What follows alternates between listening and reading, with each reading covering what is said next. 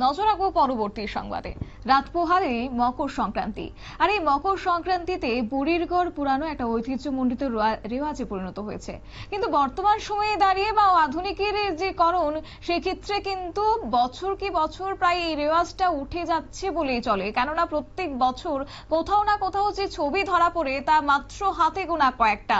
এক প্রকার সেই ঐতিহ্যকে এবার ধরে রেখেছে ত্রিপুরার গ্রাম্য ত্রিপুরায়, যেখানে লঙ্কা মোড়াতে দেখা গেছে সেই ছবি। এবং রাত পোহালে যেহেতু মকর সংক্রান্তি এবং তার আগে রাতভর পিকনিকের একটা ধুম থেকে যায়, এবং সেই জায়গা থেকে বুড়ির ঘর বানানোর প্রস্তুতি ইতিমধ্যেই শুরু করে দিয়েছে কঞ্চি কাচারা।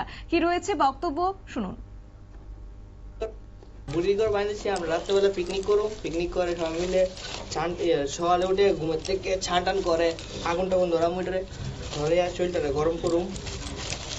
কি কি থাকবে পিকনিকে? পিকনিকে এই তো মাংস টাংস করুম।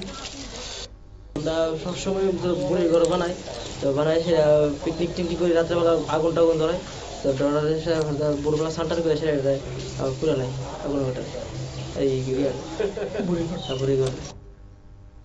আপনারা শুনলেন তাদের বক্তব্য, এবং তারা যে উৎসাহের সহিত বুড়ির ঘর তৈরি করছে এবং রাত পোহালি মকর সংক্রান্তি, এবং বলা যায় যে সেই আধুনিকীকরণের সময়ে দাঁড়িয়েও ঐতিহ্যকে বজায় রেখেছে আজকের এই ছবি হয়তো বা আরো একবার স্পষ্ট।